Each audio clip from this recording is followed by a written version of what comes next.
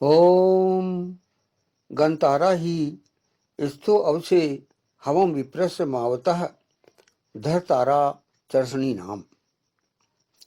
प्राप्त ही होते हो तुम दोनों रक्षा हेतु मुझसे संपन्न मेधावी के आह्वान को धारण करने वाले हो मनुष्यों को। यह मंत्र ऋग्वेद के प्रथम मंडल के 17वें सूक्त का द्वितीय मंत्र है। जैसे कि ये 17वां सूक्त जिसका ऋषि है, जिसके ऋषि हैं भगवान मेधातिथि कान, तो इस द्वितीय मंत्र के भी वही हैं, सूक्त ही सूक्त है। तो सूक्त के जो 9 मंत्र हैं वो भगवान मेधातिथि कान इसके ऋषि हैं। और क्योंकि इस पूरा सूक्त का मुख्य विषय या दिव्य विषय इंद्र है, इंद्रियों को वश में करने वाला और वरुण के ज्ञान योग्य अर्थात वरुण, इंद्र और वरुण। इंद्र यहाँ पर किसी नाम से संबंधित नहीं है, बल्कि इंद्र शब्द एक विशेषता है, ऐसा व्यक्ति जो इंद्रियों को वश में करने वाला हो।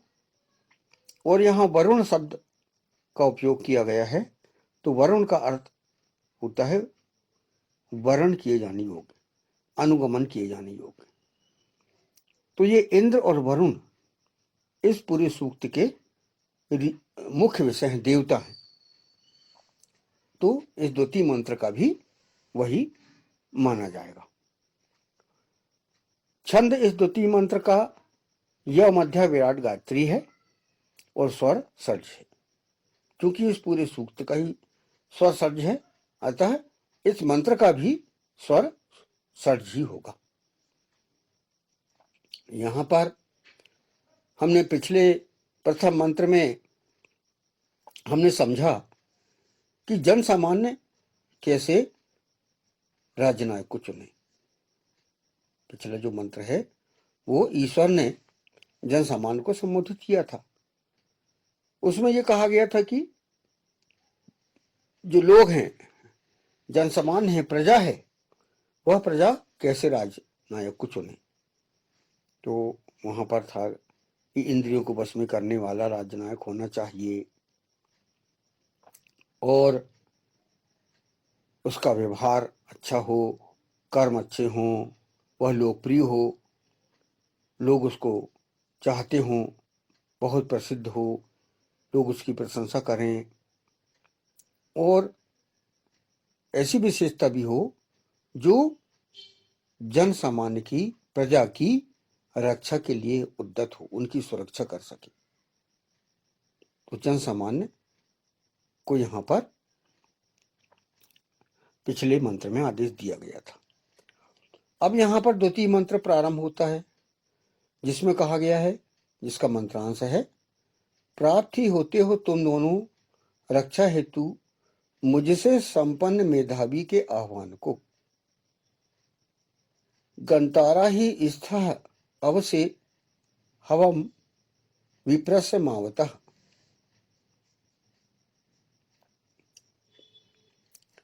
यानी कि यहां पर कहा गया है कि पिछले मंत्र में ईश्वर ने प्रजा को संबोधित किया था, माने लोगों को संबोधित किया था, और अब इस मंत्र में राज्य नायकों को संबोधित कर रहा है।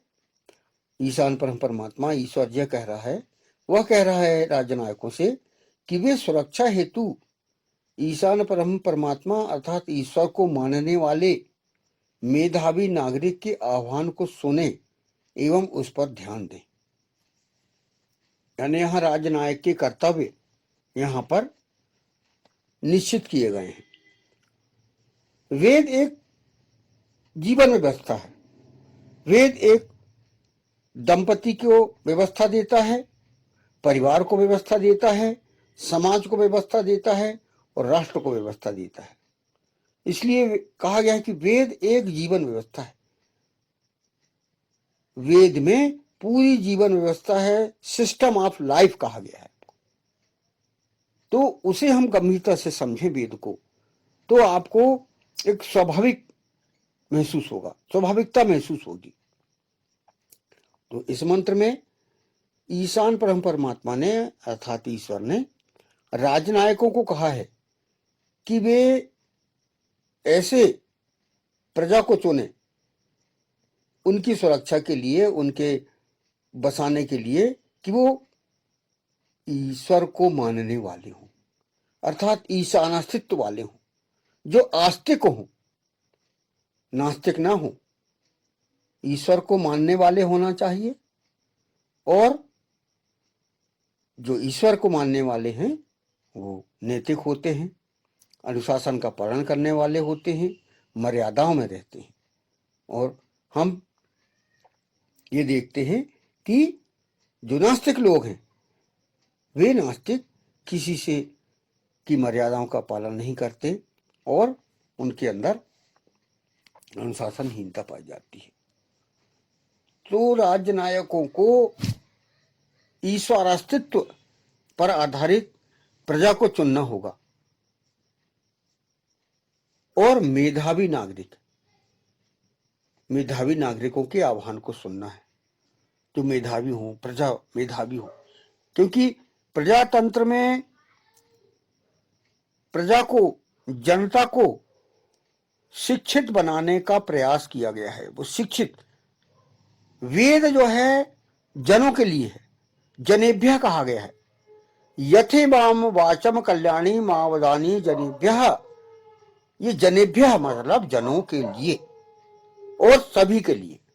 तो यहां पर आपको ध्यान देना है कि ऐसे व्यक्ति जो पूर्णतः ईशान अस्तित्व को मानने वाले हों और जो मेधावी हो, जनता मेधावी हो, जनता मूर्ख ना हो। इसलिए प्रशिक्षित कहा गया, वेद में यह कहा गया कि पहले प्रजा शिक्षित हो, और प्रजा शिक्षित जब तक नहीं होगी तब तक राष्ट्र भी सुरक्षित नहीं होगा, राष्ट्र भी प्रगति नहीं कर पाएगा। प्रगति के लिए प्रजा, जनसामान्य, जनता, इसका शिक्षित होना अति आवश्यक है। और लोकतंत्र चूंकि सभी का मेलजोल करके जीवन व्यवस्था स्थापित करने की व्यवस्था है, अतः लोकतंत्र में जन सामान्य और राजनायकों के मध्य संवाद और तालमेल होना आवश्यक है। प्रजा में और राजनायकों में संवाद होना चाहिए, उनके बीच वार्ताएं हो, वार्तालाप हो, मीटिंग्स हो और तालमेल होना चाहिए। उनमें एक दूसरे के सहयोग करने की भावना होना चाहिए। तो यहां पर इस मंत्रांश में यह कहा गया है। अब इसमें द्वितीय मंत्रांश है, धारण करने वाले हो मनुष्यों को, धर तारा चर्षणी नाम। इस मंत्रांश की व्याख्या बताई गई है, जन सामान्य को धारण करना राजनायकों की प्राथमिकता में होना आवश्यक है। जन सामान्य को धारण करना अर्थात कि जो राजनायक हैं वे उनके सुरक्षा, उनकी निवास स्थान, उनके खान पान, उनका संस्कृति, उनका संस्कार और उनकी समृद्धि, सुख सुविधा, इनकी व्यवस्था वो राजनायक को करना है, ध्यान देना है। यही धारण करने का मतलब है कि राजनायक जन सामान्य प्रजा को वो ध्यान दे। वेद में अनेकों मंत्रों में मनुष्य को धारण करने हेतु ईशान परमात्मा अर्थात ईश्वर द्वारा आदेश दिया गया है। वैदिक व्यवस्था मूलतः मनुष्य के लिए ही है, सिस्टम ऑफ लाइफ है।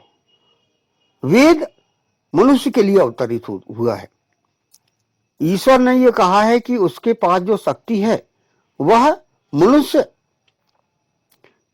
उसको प्राप्त करे